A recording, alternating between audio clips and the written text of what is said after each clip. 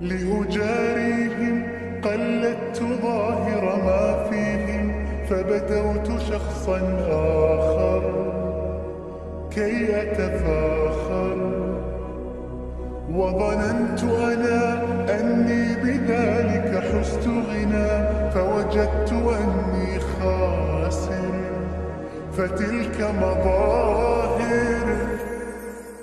لا نحتاج المال كي نزداد جمالا، جوهرنا هنا في القلب تلالا. لا نرضي الناس بما لا نرضاه لنا حالا، ذاك جمالنا يسمو يتعالى.